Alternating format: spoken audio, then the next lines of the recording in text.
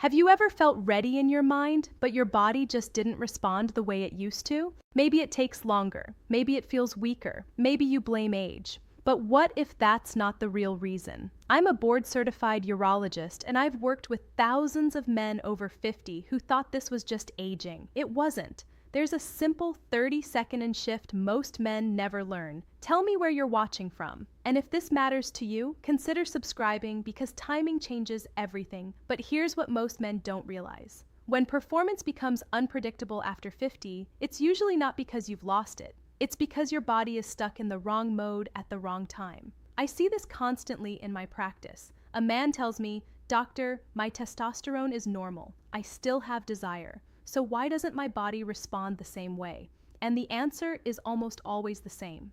Nervous system timing. Your body runs on two main systems. One is fight or flight, the other is rest. And respond. Strong, reliable performance only happens in the second state, but most men over 50 live in low-grade stress all day long. Work pressure, financial concerns, poor sleep, health worries, even the silent thought, "I hope it works this time." Your body absorbs all of it. When stress is active, adrenaline rises. Adrenaline tightens blood vessels. It redirects blood toward muscles needed for survival and away from areas considered non-essential in a threat situation. That includes erectile tissue.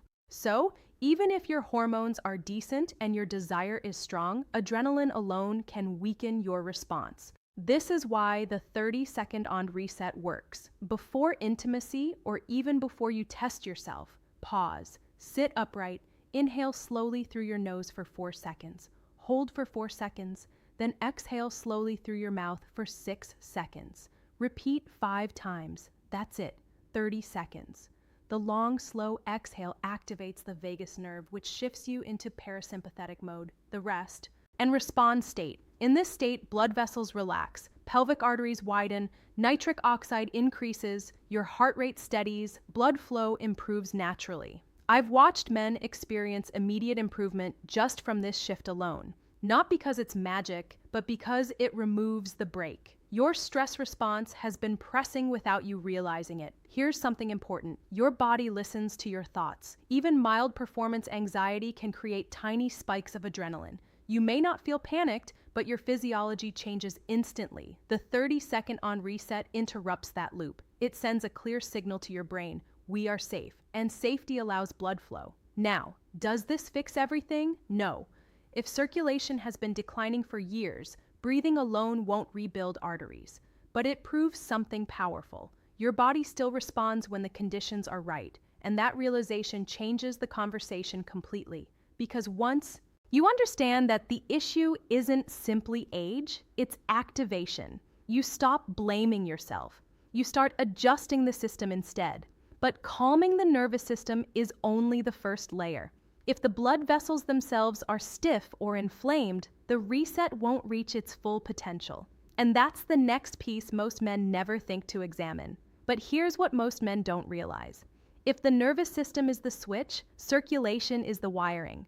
And when the wiring begins to stiffen, weaken, or narrow, no amount of desire or determination can override it. In my clinic, men over 50 often assume that any change in performance must be hormonal. They immediately think testosterone, but far more often, the real issue is something called endothelial dysfunction, which simply means the inner lining of your blood vessels isn't relaxing the way it used to. Let me explain this in plain language. Erections are vascular events. They are not muscle events. They are not the 30-second reset. Willpower events. They are blood flow events. The penile arteries are extremely small, about 1 to 2 mm wide. Compare that to the arteries feeding your heart, which are roughly 3 to 4 mm wide. So, when plaque buildup, stiffness, or inflammation begins developing, and this often starts quietly in your late 40s or early 50s, where do you think symptoms show up first? In the smaller arteries. That's why I never dismiss early changes in firmness. Sometimes those changes are the first visible sign of vascular aging, even before chest pain or other heart symptoms appear. Your body whispers before it shouts. Now, what blocks healthy circulation? I consistently see 3 main culprits in men over 50: chronic high blood sugar, poor sleep, and a sedentary lifestyle. Let's break that down simply. Chronic high blood sugar, even in men who are not officially diabetic, damages the endothelium. That delicate inner lining of your arteries is responsible for producing nitric oxide. Nitric oxide is the chemical signal that tells blood vessels to relax and widen. Without enough nitric oxide, arteries stay tighter than they should. Blood flow becomes restricted. Response weakens. Poor sleep adds another layer. When you don't sleep deeply, nighttime testosterone production drops. At the same time, cortisol rises. Cortisol, much like adrenaline, tightens blood vessels, so you wake up with less hormonal support and more vascular tension. That combination slowly chips away at reliability. Then there's sitting. Many men over 50 sit 8 to 10 hours a day at a desk, in a car, on the couch at night. Prolonged sitting reduces pelvic circulation. Blood flow becomes sluggish. Over time, that stagnation affects vascular responsiveness. Even if you use the 30-second on breathing reset we discussed earlier, stiff arteries simply won't dilate as easily. So what's the shift that makes a real difference? After meals, walk for 10 minutes. Not intense cardio, not a gym session, just walking at a comfortable pace. This simple habit lowers post-meal blood sugar spikes. Lower blood sugar means less endothelial damage, and walking itself stimulates nitric oxide production, improving arterial flexibility. Research shows that even light post-meal movement can improve vascular function within weeks. Here's another overlooked factor. Hydration. Mild dehydration thickens your blood slightly and reduces plasma volume. That makes circulation less efficient. Most men over 50 underestimate how little water they drink during the day. Even a small improvement in hydration can enhance flow. Now imagine combining 3 simple steps. The 30-second on nervous system reset, daily 10-minute post-meal walks, and proper hydration. You've now addressed both the switch and the wiring. You've calmed the stress response and improved the flexibility of the arteries themselves. But circulation doesn't operate in isolation. It's deeply influenced by hormones and not just testosterone. There's another hormone quietly shaping your vascular health, and most men never think to check it. And this is where the story begins to shift in a direction you might not expect. But here's what most men don't realize. When you think hormones, you probably think testosterone. That's the word that gets all the attention. The commercials, the lab tests, the late-night conversations between friends. But testosterone is only one piece of a much larger hormonal orchestra. And in men over 50, it's often not the loudest instrument causing the problem. I've seen countless patients come in with normal testosterone levels on paper, yet they're still struggling with energy, sleep, and performance. They feel confused, frustrated, sometimes even betrayed by their own lab results. And that's when I explain something most doctors don't take the time to clarify. Hormone interaction matters more than isolated numbers. Let's start with insulin. Insulin is the hormone that moves sugar from your bloodstream into your cells where it's used for energy. When your cells respond well to insulin, everything runs smoothly. But over time, especially with frequent high carbohydrate meals, excess weight, and inactivity, your cells become less responsive. This is called insulin resistance. When that happens, your body compensates by producing more insulin. High insulin levels don't just affect blood sugar, they increase inflammation throughout the body, and inflammation damages blood vessels. When blood vessels are inflamed, nitric oxide production drops. And as we've discussed, nitric oxide is essential for strong arterial dilation. Without it, response weakens. But here's the part most men never hear. Insulin resistance also lowers free testosterone. Even if your total testosterone looks acceptable, high insulin disrupts how testosterone circulates in your circulation-explained bloodstream. It affects sex hormone binding globulin and increases the conversion of testosterone into estrogen through fat tissue activity. The result? Less usable testosterone reaching the tissues that need it. So you might technically be in range, but functionally, your body isn't operating at its full potential. Now let's layer in cortisol. Cortisol is your primary stress hormone. It rises with poor sleep, chronic mental stress, and especially with abdominal fat. And high cortisol creates a ripple effect. It lowers testosterone production. It raises blood pressure. It reduces sleep depth. And sleep is when the majority of your daily testosterone is produced. Men over 50 naturally experience lighter sleep, less deep sleep, fewer uninterrupted cycles. That alone causes a gradual decline in testosterone output. Not a dramatic crash, but enough to affect consistency. When cortisol remains elevated, that nighttime hormone pulse weakens even further. This is why some men feel a steady erosion rather than a sudden change. A little less morning firmness, a little less stamina, a little more fatigue. It accumulates. Now here's something powerful. The 30-second on breathing reset we discussed earlier has a deeper effect than most people realize. When practiced daily, not just before intimacy, slow breathing lowers baseline cortisol levels over time. This improves hormonal rhythm. Your body spends more time in repair mode instead of stress mode.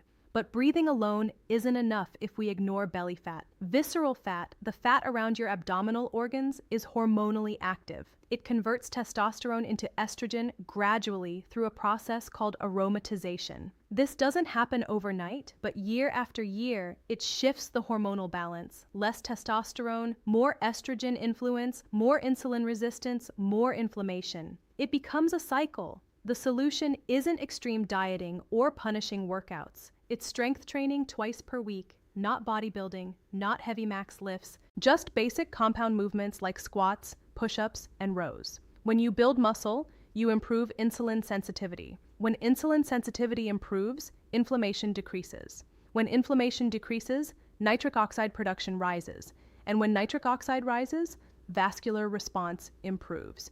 Do you see the pattern? Everything connects. Performance isn't isolated to one hormone or one organ. It's metabolic, it's vascular, it's neurological, it's hormonal all at once.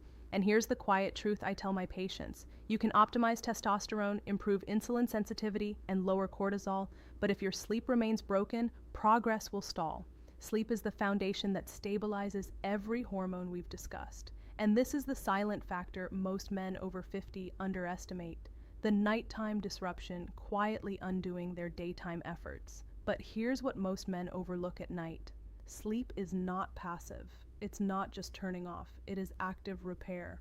It is hormonal recalibration. It is vascular restoration. And when it becomes fragmented, even slightly, the effects ripple into every system we've discussed. Men over 50 often tell me, "Doctor, I just don't sleep like I used to." That's aging, right? And while sleep architecture does change over time, poor sleep is not something you're simply supposed to accept. Because during deep sleep, your body produces its largest pulse of testosterone. Not during the day, not during exercise, not from supplements. During deep sleep, if your sleep drops from 7 hours to 5 hours consistently, testosterone levels can decline by 10 to 15% within a single week. That's not subtle. That's clinically meaningful. And when testosterone dips, even modestly, response becomes less reliable. But testosterone is only part of the story. Deep sleep is also when your nervous system resets. Cortisol lowers, blood pressure stabilizes, inflammation decreases, growth hormone is released, which supports tissue repair, including the inner lining of your blood vessels. The hormone factor. When sleep is fragmented, those repair cycles are interrupted. Now, let's talk about something many men never consider: sleep apnea. A significant number of men over 50 have mild undiagnosed sleep apnea. They snore. They wake up once or twice a night. They feel a little tired in the morning, but assume it's normal aging. But sleep apnea causes brief drops in oxygen throughout the night, and low oxygen levels impair nitric oxide production. Remember, nitric oxide is what allows arteries to relax. Low oxygen also increases nighttime adrenaline. So instead of your body spending the night in repair mode, it's quietly in stress mode. That stress response carries into the next day. Higher baseline cortisol, tighter blood vessels, lower testosterone rhythm. You may not feel it directly, but your body does. Now, here's a simple but powerful shift I recommend to nearly every patient. Stop eating heavy meals within 3 hours of bedtime. Late meals spike insulin. Elevated insulin at night disrupts growth hormone release. And growth hormone plays a key role in vascular repair and metabolic balance. When you eat late, your body focuses on digestion instead of restoration. Another overlooked habit is evening light exposure. Bright overhead lights and screens suppress melatonin. Most people think melatonin is just a sleep hormone, but it's also a potent antioxidant. It helps protect endothelial cells, the very lining of your arteries we've been talking about. Dim the lights an hour before bed, reduce screen exposure, signal to your brain that night has begun. And then there's consistency. Going to bed and waking at the same time daily anchors your circadian rhythm. Hormones thrive on rhythm. Testosterone release follows predictable cycles. Cortisol should peak in the morning and fall at night. When your sleep schedule drifts, those rhythms become blurred. So, when you combine evening light control, earlier dinners, and a consistent sleep schedule, you restore nighttime hormone harmony. And when nighttime rhythm improves, something interesting often happens. Morning response improves too. I've seen men regain spontaneous morning firmness simply by protecting their sleep window, not by adding medication, not by chasing extreme protocols, just by respecting biology. But even with excellent sleep, stable hormones, improved circulation, and a calm nervous system, there's still one layer we haven't addressed, because sometimes the final barrier isn't physical at all, and this is where everything we've discussed begins to come full circle. But here's what I want you to remember as we close this. Think back to the feeling we started with, ready in your mind, but your body not responding the same way. That quiet frustration, that question you may not have said out loud. Is this just aging? Most men assume it is. They assume it's decline, that something irreversible has begun. But what we uncovered today tells a different story. It's not age alone. The sleep connection. It's nervous system tension that never fully powers down. It's circulation that has grown a little stiff from years of silent inflammation. It's metabolic imbalance slowly interfering with hormone signals. It's sleep disruption quietly weakening nighttime repair. And every one of those layers is adjustable. When you slow your breathing, you send safety to your body. When you walk after meals, you protect your arteries. When you build muscle, you stabilize insulin and support testosterone. When you guard your sleep, you restore the hormonal rhythm that keeps everything working. This isn't about chasing youth, it's about restoring alignment. Your body is not your enemy. It wants to function well. It responds quickly when given the right signals. I've seen men in their late 60s regain consistency, confidence, and calm control once they address these layers together. Not overnight, but steadily. And that's the difference between decline and direction. You are not broken. You are adjustable. If this spoke to you, I want you to know something important. You're not alone. Millions of men over 50 are experiencing these same changes quietly, privately, often blaming themselves. And most never talk about it. But this conversation isn't just about performance. It's about your energy when you wake up, your confidence in everyday life, the quality of your sleep, your long-term strength and longevity. When you understand how your body actually works, how stress, circulation, hormones, and sleep connect, something powerful happens. Fear starts to fade, confusion turns into clarity, and control begins to return. If you found value in this, consider subscribing and becoming part of this community. This is a space for men who choose strength through knowledge, not silence. Let me know in the comments where you're watching from. I truly do read them. In the next video, I'm going to walk you through the common morning habit that quietly lowers testosterone after 55, and almost no one connects it to performance. Until then, take care of your body. It's still listening.